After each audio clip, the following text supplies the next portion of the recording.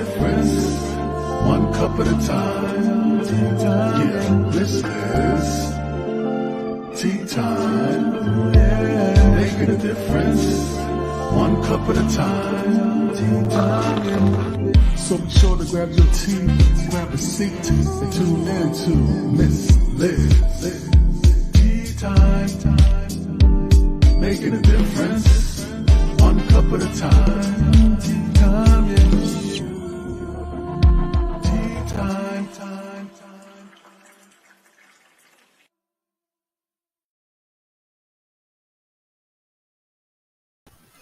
Well, good afternoon, good evening, and good morning, wherever you may be tuning in from. It is tea time again, and that's right. Today I have an incredible guest joining me, Gerald Everett Jones, and we are going to be talking about a lot of different things today. We're going to be talking about publishing, we're going to be talking about free speech, book banning, all of that good stuff, and we're going to get to know what Gerald's tea is. So before we start that, we're going to do the disclaimer, and then we're going to do a little bio intro, and then we're going to bring the incredible guest up front so he can share his story and why he is here and what his tea is today. Disclaimer for Miss Liz's Tea Time live shows. Miss Liz myself is going live using StreamYard. Before leaving a comment, please grant StreamYard permission to use your name at StreamYard.com. Please be advised that the content brought forward for any Tea Time shows hosted by myself, Miss Liz, is always brought forward in good faith, however, may bring forward dialogue and opinions that are not representative of my platform. The facts and information are perceived to be accurate at the given time of airing. All Tea Time guests and audience participants are responsible for using their good judgment in taking any action that may relate to the discussion. The content brought forward may include discussions that might be emotional, at risk for some. It is significant to know that this show is engaging discussion forums only to offer and inspire awareness, connection, and is not providing therapeutical advice. If you have any questions about this disclaimer or the panelist discussion, you may freely contact me, Miss Liz, at bookingmissliz@gmail.com. Moving forward, should you choose to voluntarily participate in this show in any aspect, I myself, Miss Liz, welcomes you. And should you decide that this show is not good for you at this time, I respect that and will see you at a future show at a later date. Now, my incredible guest, Gerald. This man is a man of many flavors, many blends. So I really want to bring him up so you can see who I'm introducing, and then I'm going to let him share. But I'm going to do a little intro, but I want to bring him onto the stage. So, Gerald, welcome to Tea Time. Happy to join. Kenyan black tea. Now, that is a tea you like to drink, but that is not your tea. Your tea is different. We do tea a little different here, but that is a good tea. I'll have to try that tea. I've never heard of that. Tea time somewhere in the world. It is, right? It's 5 o'clock somewhere. That's what the Brits say about, their gin and tonic. It is, right? So I'm going to just do a little intro of who you are, Gerald, and then I'm going to let you share all of that good stuff that you're doing. I really want to get into the book banning, understanding the pen, and understanding the free speech as well. And then we're going to get into a little bit of the publishing and your radio host shows and all that good stuff. So we have an incredible show lined up for us today. So Gerald, let me get where Gerald is. Gerald, I'm just going to do a little intro, but if TV. Pardon? It was interesting to hear your terms and conditions. I'm not a lawyer, but I expressly reserve the right to play one on TV. And I am in Hollywood, by the way. I mean, I'm here on the left coast, just 6 blocks from the Blue Pacific. So, well, there you go. See, I bring everybody in to have tea with me. So a little bit on Gerald. I'm just going to do the little bio of Gerald, and then we're gonna get into his tea and that and all that good stuff. If you'd like to see his full bio, you can check out Miss Liz's Tea Time Facebook page or any of my platforms. All of his bio will be there. For anyone who is listening to the audio, it will be in the description on who my guest is, so you can find all that good stuff in there, and you can reach out to Gerald as well to have him on your platform. And I believe that, Gerald, you came through radioguest.com as well, right? My publicist, Luann Sedano, booked me in. How she waves her magic wand, I have no idea. Yeah, I believe that's where you came from. I Could get well a be. lot of incredible guests from radioguest.com. So for anyone that is coming on Tea Time, if you're from Radio Guest, I want to thank Radio Guest for that as well. So a little bit on Gerald, Wonderful. and then we're going to get into some tea here. Where did I go? Or how about I just let you introduce yourself a little bit, Gerald? It's easier for you to tell me who you are, what you do, and all that good stuff. I am a professional writer, author, and I have been for, I hesitate to say how many years, but I in college I had one of the women I dated said, "Well, actually, you say you want to be a writer, but I think you really are an actor because you keep doing these accents, and you're kind of a show off." And so I did study acting after that, and I did a couple of seasons in summer stock, and I thought that I was going to be an actor. I In graduate school I applied for Juilliard, and I auditioned for the irritable John Houseman, and who finished the interview by saying, "Just why do you assume that you could possibly be an actor?" Then, um, I got discouraged by the idea of I didn't even try to wait tables in New York after I got out of school. So I went back to Chicago where my parents were living, and I went door to door during a particularly difficult time in the employment world, and finally got a job as an advertising copywriter. So I went back into writing whether I liked it or not, and then I spent really quite a lot of my life as a nonfiction book, actually, a lot of magazine, technical magazine, and also business and technical books. And I was always writing spec screenplays, plays, and later in my life, it was more recently, I I was represented by a pretty high-powered agent for the nonfiction books. It's still out there. There's a book called How to Lie with Charts that is taught at Georgetown. And so if any of your congressmen are lying to you, maybe it's my fault. But the agent that I had at the time, I said, "Well, I'm actually gonna start writing novels full time." And he said, "Have a nice life, kid." So,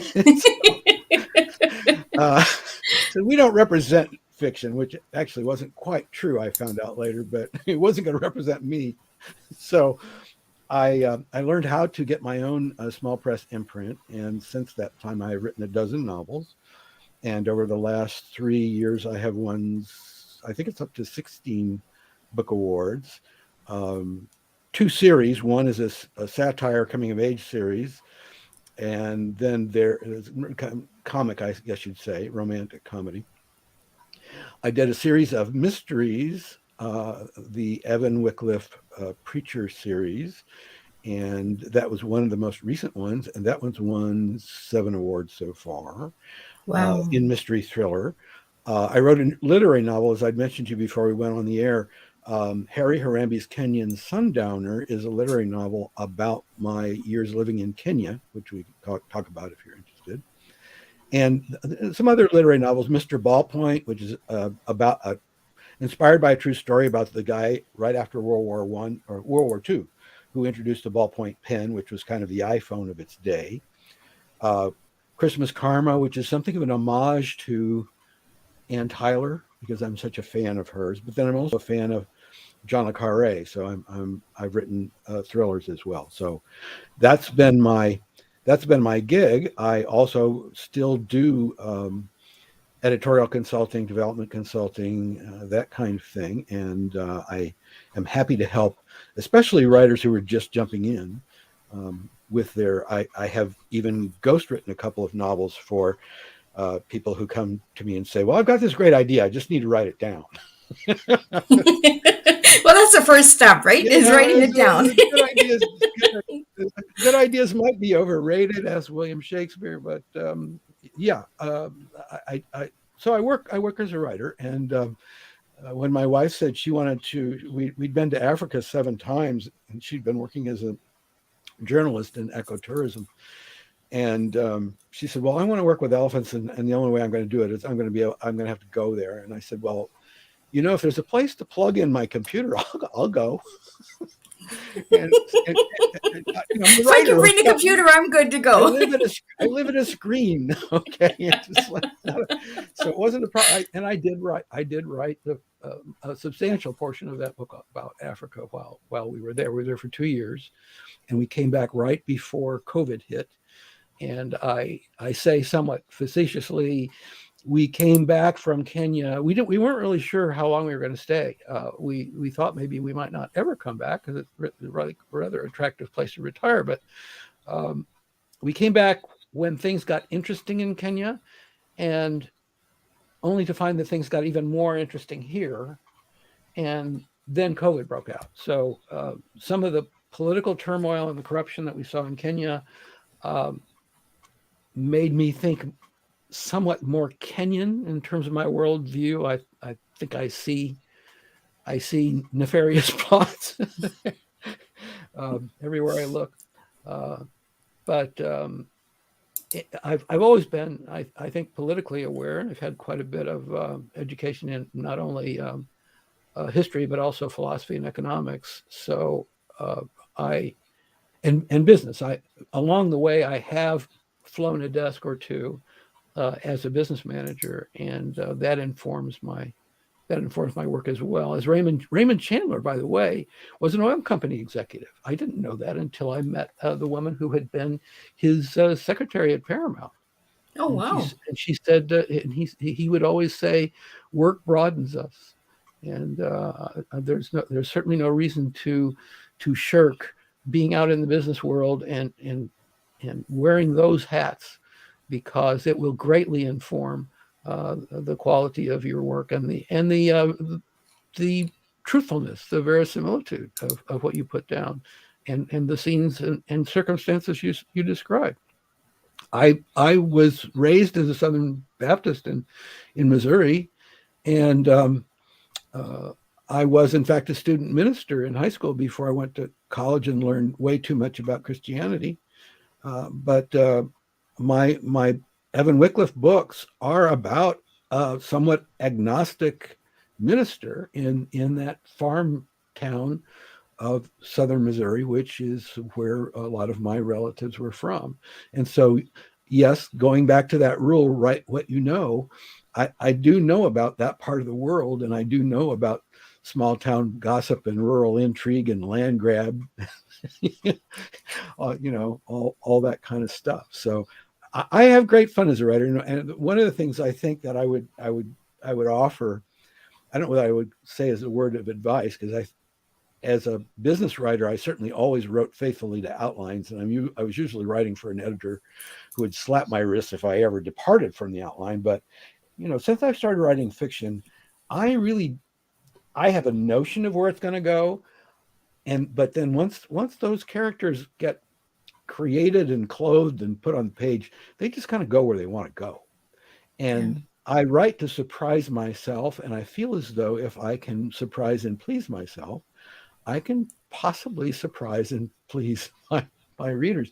And I've had a number of reviewers who have said, I really didn't see that. What happened on that last page, I just didn't see it coming. And I go, neither did I. Oh, so you're one of those thrillers or you keep you hanging at the end. And it's amazing the way your subconscious mind works as a writer, because yes, things can literally come to you in the shower. The reason scientifically, the reason things come to you in the shower is showers emit white noise.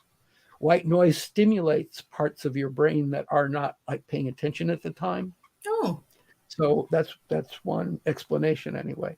And the other thing about the subconscious is the psychiatrist Milton Erickson, who was fond of storytelling as a therapeutic method, was of the opinion that the subconscious mind never forgets anything.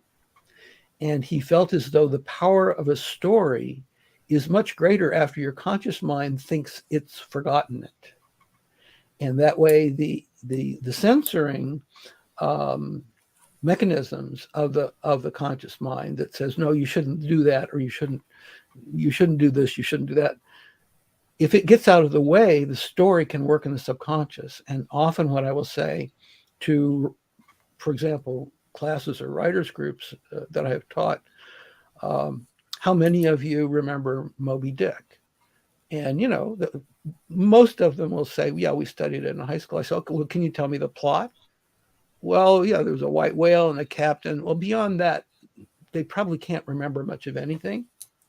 And I said, I submit to you, Moby Dick is part of the Western canon of literature that exists in your subconscious.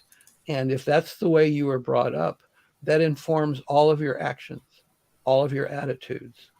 And that's true of Sunday school lessons, Bible parables, what you learned in Hebrew school, really anything that you encountered as a so-called moral lesson or a story that had a consequence is all part of what makes you the person that you are. And that's often what I say to writers is, yes, we all have to be concerned about the size of our fan base and how many unit sales and all like that, and our position as bestseller. Oh, we always got to worry about those numbers. But 100 years from now, there may be one or two people that you influence that are going to make some kind of decision that has some effect on the world, and you're never going to know. You will never know. And certainly, name an author that you admire, somebody like Philip Roth, okay, who was very non-Me Too, wrote male-centered fiction. But one of the things about his stories it really all had to do with the consequences of bad relationship decisions, okay, and of male arrogance, as it were, or male sexual waywardness, or whatever, because this was also during the, right after the birth control, the Hugh Hefner era, whatever. But, I submit that tradition, he's not with us anymore. And I doubt that he would ever know how many people of the current generation who have studied him in English class will have been influenced by his writing. And, when you look at his Wikipedia page, you've got to keep scrolling because the number of it's just long. Keeps going on and on and on, right? Incredible. I mean, I'm proud of a dozen novels, and indeed there have been some Nobel Prize winners who've written fewer volumes than me, but but good old Phil Roth, he wrote a lot of them. So have any of your books gone to a movie screen, like to the screen? No, I'm actually a member of the Writers Guild, and I was awarded for a few movie scripts that I wrote, spec movie scripts, and some of them got optioned, but none of them got made. The one that got the closest, one of my novels, Christmas Karma, the one that is something of an homage to Ann Tyler. It's about a dysfunctional family around Christmas time, and people come knocking on the door that that kind of have an agenda. People. So is it something like Charlie Chase? Was it Charlie? Not. I'm trying to think. Was it Charlie Chase? No. Charlie Chase. No. His last name's Chase. I'm trying to think of his first name. They had like a comical Christmas where the family all got together and the turkey got burnt, and it's not so much about. It's not some. It is something about dark comedy, but it's more about a family that's dysfunctional that doesn't expect to be together at Christmas, and quite a few of them show up. Including Willa, who's middle-aged main character. Her father had been gone for 20 years, and he'd say, "Oh, he worked for the secret government, and he went off, and nobody knew what happened to him." And they thought, well, maybe he'd been killed in a war. Well, he shows back up, and he looks like a homeless guy, and he says, "Oh, by the way, I understand your poor mother has passed away. That's unfortunate, but by the way, the title in the house is still in my name, and you've got a week to get out." Wow. So that actually began life as a screenplay, Christmas Karma, and the Writers Guild awarded it a diversity award, which is funny because the Writers Guild Diversity Award is awarded to writers over 50. Now, I think actually it would be just as fair to award it to writers over 40 because in Hollywood, if you're, if you're not 20 something or 30 something, maybe you're not in the game. But yeah, we had a staged reading at the Writers Guild of Christmas Karma. And the dear beloved Orson Bean, if you remember him, the crusty father who wants the house back. Orson, I knew him from the barber shop. I used to see him in the barber shop, and he was probably at the time, he might have been he might have been the other side of 90 years old. But he and my wife Georgia, who's an actress, she played Willa, and there was Orson as her father, and sparks flew. No, that was that was quite a reading. I thought the phone was going to really ring off the hook after that. No, didn't happen. So, what's your favorite memory of Hollywood? Like, you're in Hollywood right now, right? Yeah, I live in Santa Monica, and that's something of a well, it used to be kind of a bedroom community for the studios because MGM Culver City, which is now Sony, is pretty close, and um, Fox, the Fox lot, which of course is now owned by Disney, is pretty close. And then you got to go over the mountains to the valley to get to Warner Brothers in Burbank and such. But I've been on all the lots, and I've I've had relationships, professional relationships with people at the studios, and I even actually worked for Disney in the business department for a year as a consultant. So yes, I one of the things that really jazzes me about being here is just, especially the MGM lot, the current Sony lot, is so filled with history, and that was where the contract players,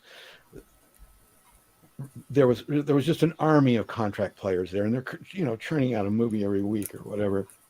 And I don't know if you've ever seen that photograph of like all of the MGM contract players that were together at this one event.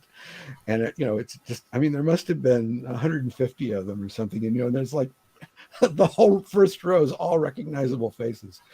Oh, And it's wow. funny because our two terriers, my wife wrote this wonderful book, Terriers in the Jungle, about narrated by our two Jack Russell terrorists.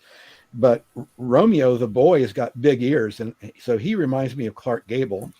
And Roxy's got big eyes, so she reminds me of Claudette Colbert. So between them, they're just another episode of It Happened One Night. We had The great dog fun. adventures. No, yeah, the terriers went with us to Africa, and they're the way that they confronted wildlife. I mean, the monkeys in the trees are as common as squirrels, and our apartment was right at tree level, and those monkeys, between There's six a lot of monkey business. between 6 and 8 a.m., they're jumping on the balcony or staring in the windows like, how are you still here? This is where we live.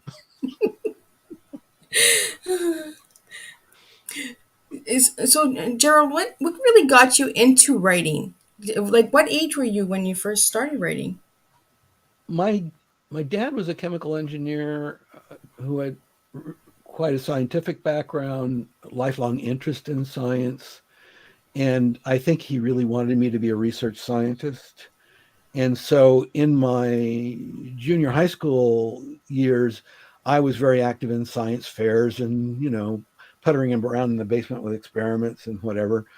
And I don't know, I think maybe the turning point was I was trying for a first place in the science fair, and I got a second place. That was it. No more I was science. like, this of course, I've gotten all kinds of second places in my writing career. I don't know why that should have made a difference. I should have learned to cope with rejection. But anyhow, as I went into high school, I became more and more interested in writing, both expository writing and fiction. And actually, I'd already won up to that point. I'd already won 2 writing awards. I won uh, an award from the Kansas City Public Library when I was in 4th grade for my essay, "Why Most People Like Tom Sawyer." I got 2 tickets to the Wizard of Oz for that, and then I got these. I won a second award, not a first, in the Scholastic Schaefer Writing Awards when I was in 6th grade. which was a short story about a. Now, see, remember, this was at the very beginning of computers and robotics, and my short story was about the mayor of a town who replaced his live, full-blooded secretary with a smart robot, and then really regretted the choice. So that was a somewhat humorous story, and that was an award winner. So yes, through high school, I became more and more interested in writing, and I also, more to the point in terms of when we're talking about book banning and self-expression, whatever, I think a really significant thing was I was president of the debate club, and one of the things about the debate club was they would tell you what the topic was, the debate competitions, some weeks in advance, but you would never know which side you were debating until you were actually in the room with your competitive team, which would be Oh, from another high school. Now, I went to high school. It was Howard High School in Ellicott City, Maryland. It was, at the time, it was a relatively rural, suburban school with not a huge budget. And our debate club had maybe 10 people in it. And we didn't really have an army of people to do research for us. And of course, we were juggling, debate school is an elective, and it's something that happens, after school mostly. So the ability to research the topic, we weren't able to do that. I know maybe you said we were lazy, but we went up against, some of the Fairfax County schools, there in the Washington Beltway. And, these debate clubs, the schools were very well funded. The debate clubs might have had 50 kids in them. And, half of the debate club was just basically researchers. So these guys would walk in debates with briefcasefuls of file cards on both sides of the subject. And so, there's three ways that you can win in debate. There's evidence, which would be the file cards of the research. There's logic, and there, to a minor extent, passion. And that's one of the things that you learn in debate, is to disengage yourself from passion, it's fine to believe in your topic, but the thing is, you don't know which one you're going to be assigned or which side you're going to be assigned. So you'd better be able to argue either side with equal passion and fervor. Now, you might say you're faking it, but that's a skill. well, that's the old saying too, right? Fake it till you make it. Attorneys don't know how to argue the other side, they're going to lose the case. Yep. They need to understand the other side as well on their own. So one of the interesting things was, as the low budget debate club, we learned, because we didn't have evidence, we learned to win on logic. So we practiced those types of exercises and those types of games, if you will. And, it's interesting because when I've talked about this before, I've compared it to, I having grown up in Missouri, in the Kansas City area, I didn't really know there were African-American people until I was about 10 years old. I didn't know there were Jewish people until we moved to Chicago when I was 14 years old. Oh, wow. and then my best friend was Jewish. But one of the things I learned was the kids that were in Hebrew school, they would talk about the rabbis and pilpul. Well, what is pilpul? Well, the tradition, the rabbis will get together, and a few of them get together, and they'll spend a week arguing about the interpretation of a single verse of scripture. Oh, wow. Thought, wow, that's the reason Jewish kids are so good attorneys. They know how to argue either side. Well, they argue back and forth all the time, right? And frankly, this is one of the things that I find dismaying in our educational system is, when I went to college also, the program that I was in was called the College of Letters, which was history, philosophy, and history, philosophy, and literature. And so just about all classes were conducted not on a lecture basis, but on a seminar basis. So there would be about 30 people in a seminar, all of us in the same program. And there was a lot of discussion, and debate was encouraged. And I think also that was another place where I literally learned to argue either side. And that is a skill, even if you don't plan to be an attorney, that is a skill I think that every intelligent voter, if you will, citizen of a democracy needs to understand. And, also in high school, we had a mandatory class called Problems of Democracy. Now, I don't know whether that's still taught, but this literally was, what is the Declaration of Independence? What is the Constitution? What is this thing called the Electoral College? How does that work? When do you need 2/3 majority in the Congress to pass something instead of 51%? Those kinds of things. This was taught with us to us to be responsible citizens. And there was another course that I had. It was an advanced course in high school, but I'm so glad I took it.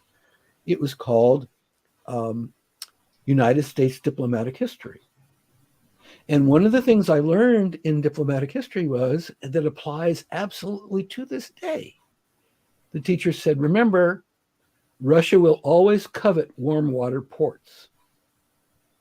Well, what is the Black Sea? What is the port of Odessa? Most of the ports in Russia are frozen over much of the year.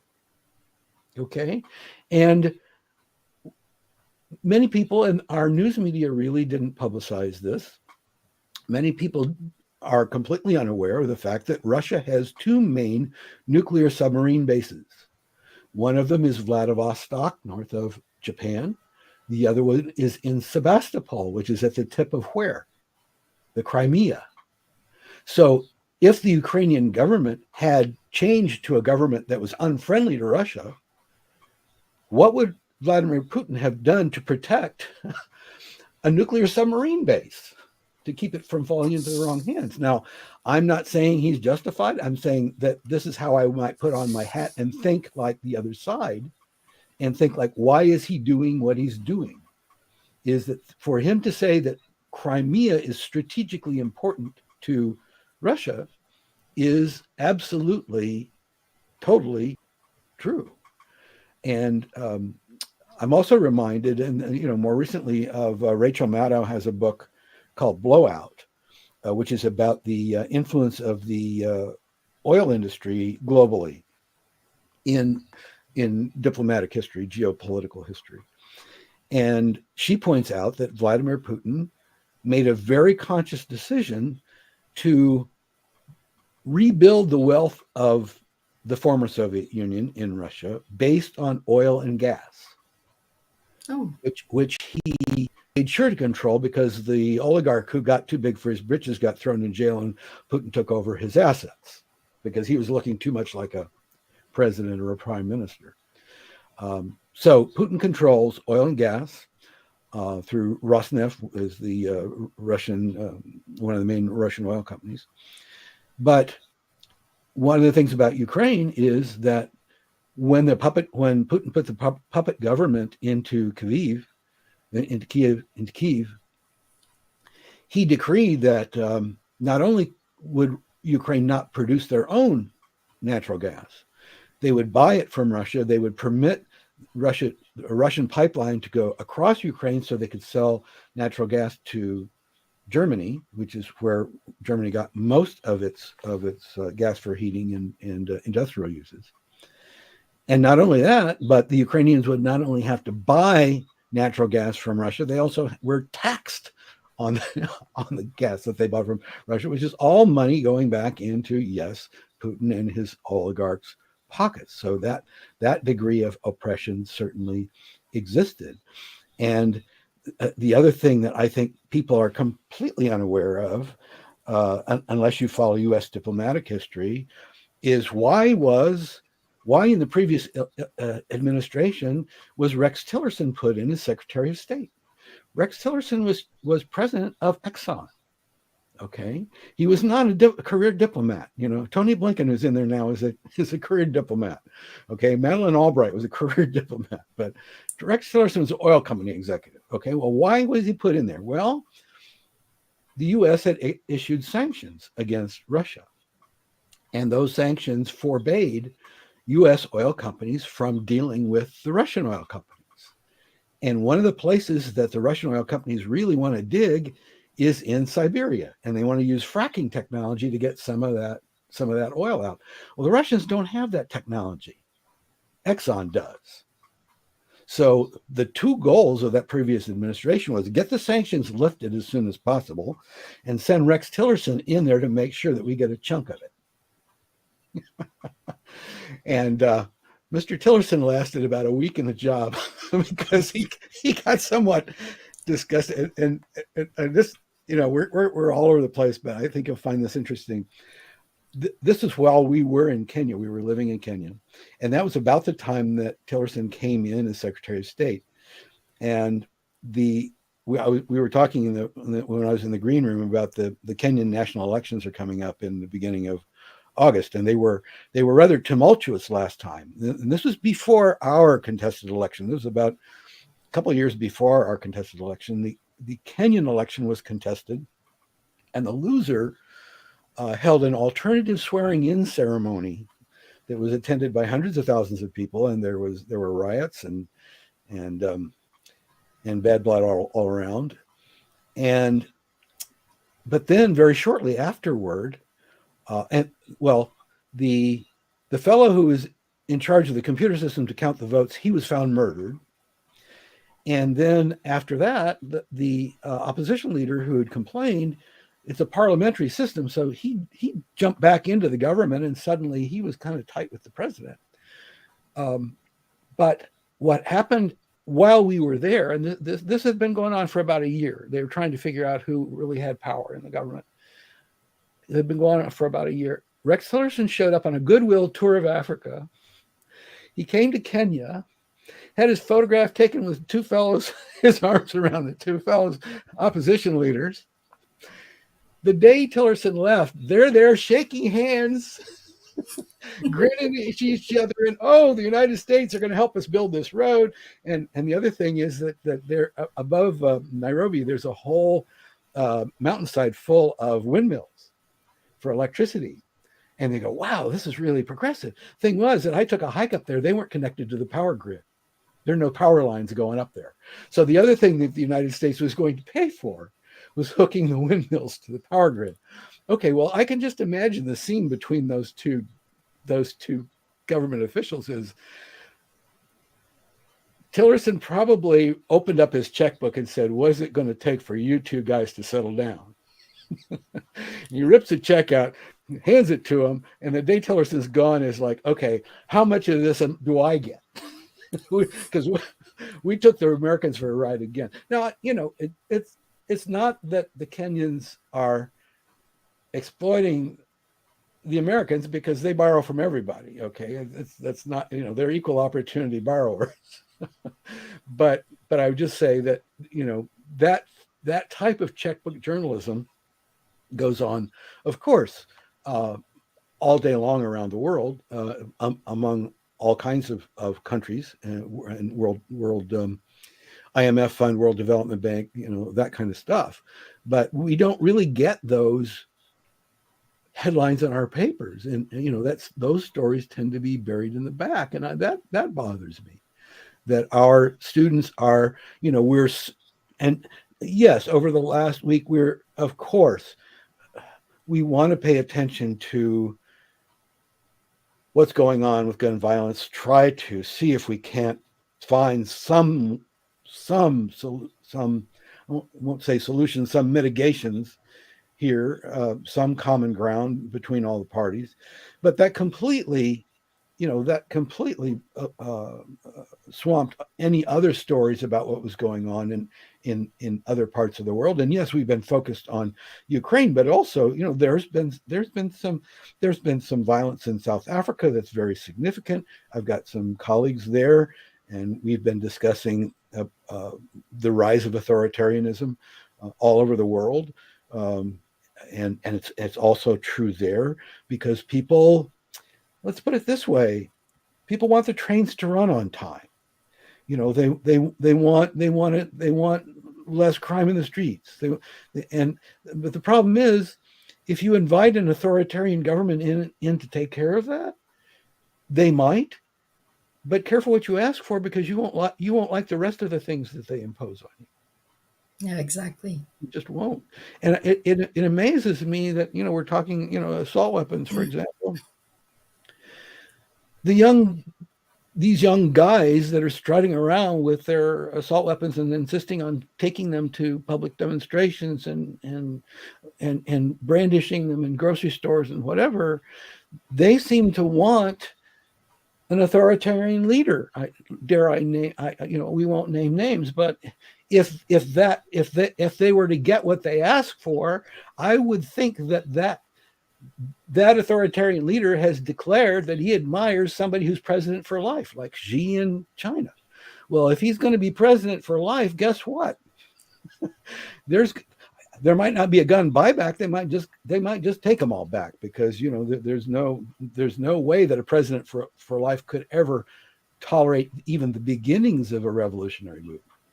And supposedly that's the reason we have the Second Amendment, is so that there could be a revolutionary movement if the wrong people got in power.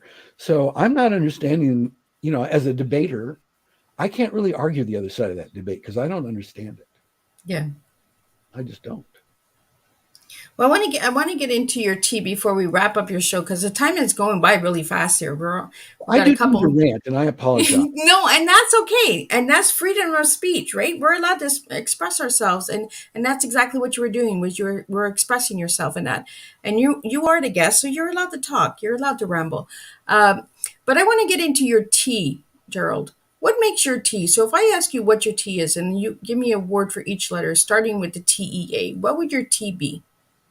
Well, T would certainly be thinking.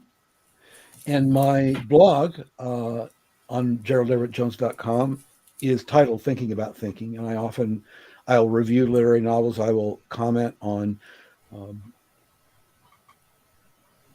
Big Bang Theory, and what does that mean for the origin of the universe? And does that mean that that these processes of the so-called godless universe does it confirm them? And of course, the answer is nobody knows quite yet. But yes, I look into astrophysics and theology and all these things that intrigue me.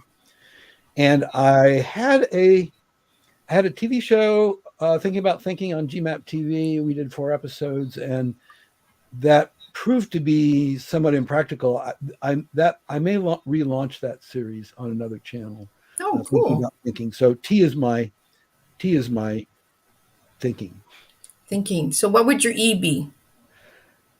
Well, it would have to be education. And along with education, I would say excellence. And I was listening to an admittedly left-wing radio show the other day, and they were talking about U.S. history. And they were saying, well, during the Vietnam War, the Nixon administration, it seemed like the establishment said to themselves, universal public education is a bad idea. These kids are just they think they're too smart.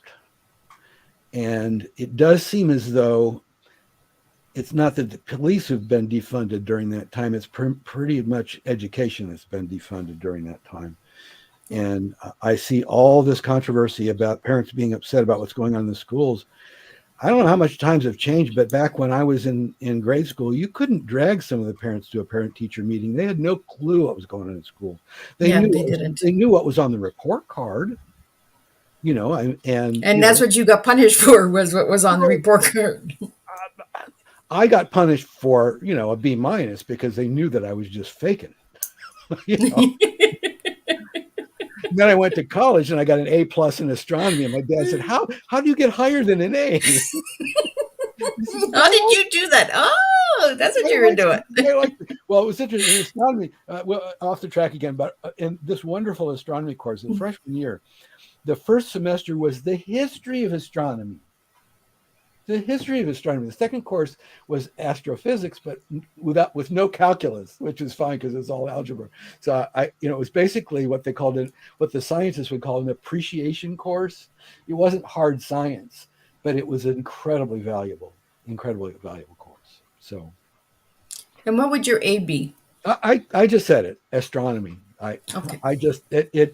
I never cease to be just amazed. I don't know if you've seen that on Facebook. There's a video animation that starts with the Earth, and it zooms out, and it zooms out, and it zooms out, and it zooms out to the edge of the known universe. And nothing is going to make you feel smaller than seeing the extent of what's out there.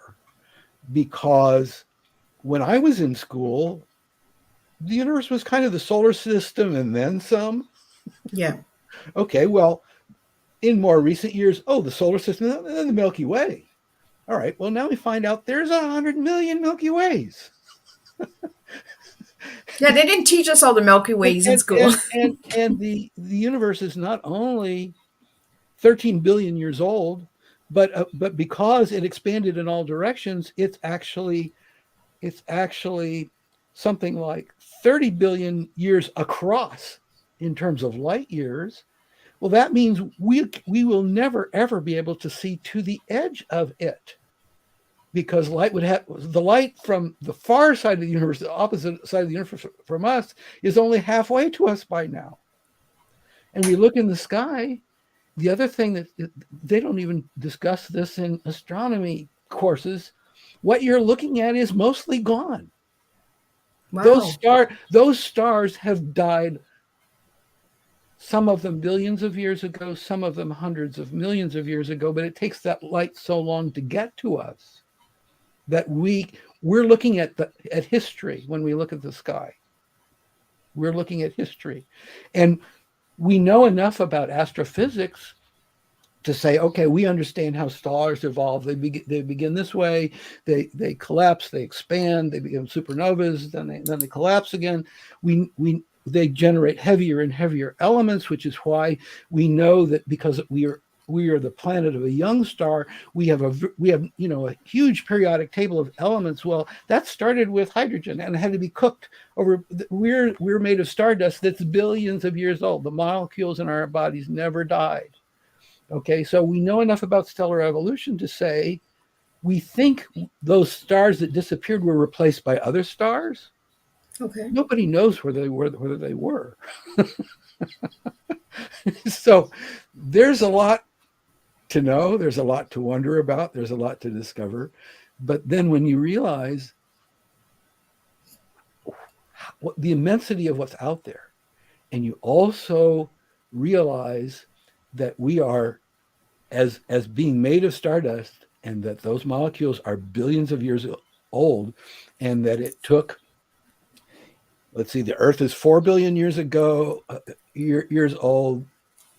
Humans are hundreds of millions of, mammals are hundreds of millions of years old. Human beings are probably maybe 2 million years old. That's got to make you feel like a very lucky being. You're extremely special. And it was interesting. I've had debates with some, shall we call them conservative Christians, creationists, if you will. And, they talk about the godless universe and whatever, but I will add that the specialness of creation and of who and what we are, whether there's other civilizations or not, which undoubtedly in my mind there are, is still an immensely wonderful thing. And it was a scientist. It was, I don't recall his name right now, but it was a fellow who's involved in the asteroid detection project, because Don't Look Up, there was a lot of publicity about that movie, and could an asteroid wipe us out? And but this physicist, a young guy, said, well, it could very well be that the purpose of humans is to simply find meaning in the universe.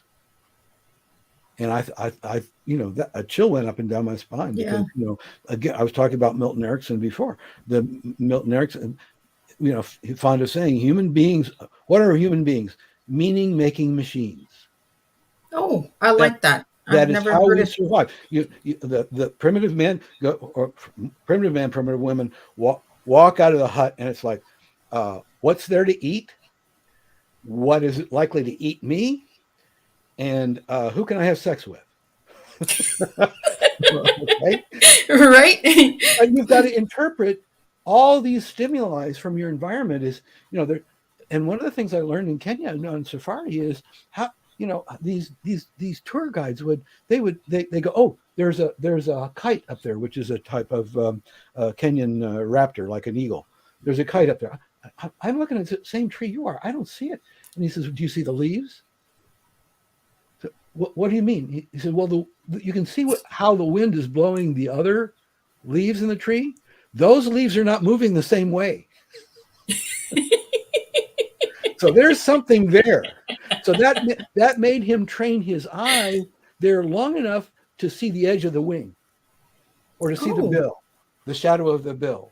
Mm-hmm. So again, these are people who spend their lives in the outdoors, and they learn how to interpret, whether there's leavings on the ground, or a carcass here, or I certainly I recommend wildlife tourism, ecotourism, safaris to everyone who can manage it.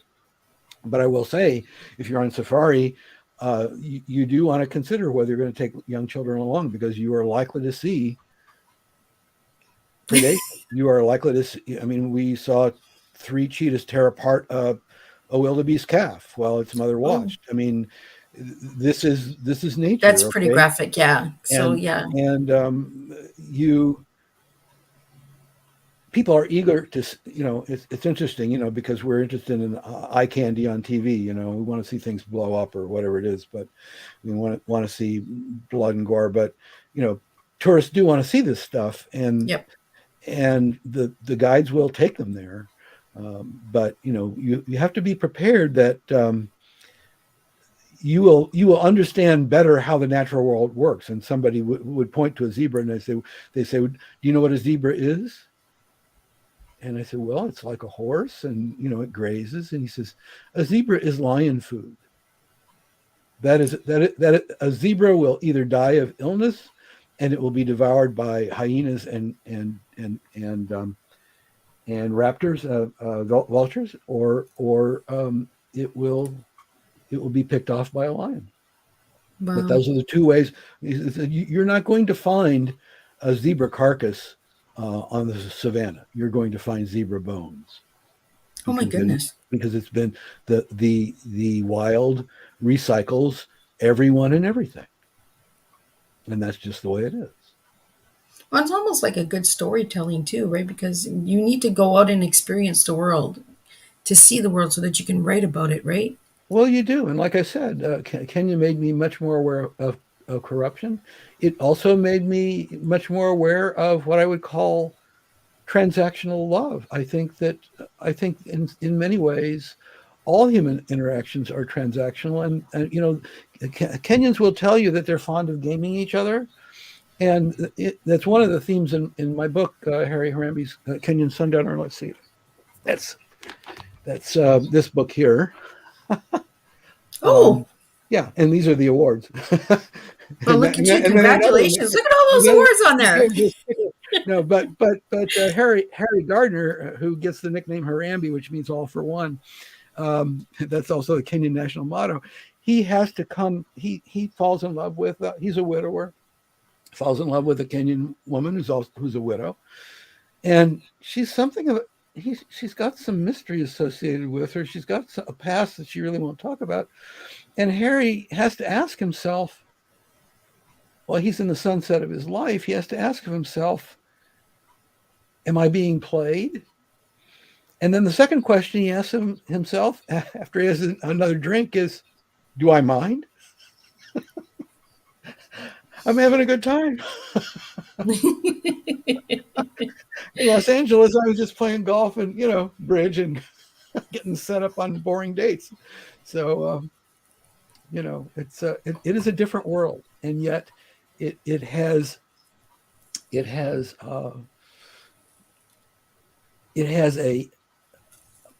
a universal quality, no matter where you go in the world and no matter how well traveled you are, you're going to find um, human frailties and rivalries and jealousies and loves and passions among all walks of life. And it's thrilling to, it also gives you a sense of community. It also gives you a sense of being a citizen of the world. Of, I personally believe Kenya's growing so fast. I really think that it's going to be, I think it's going to be the Silicon Valley of Kenya.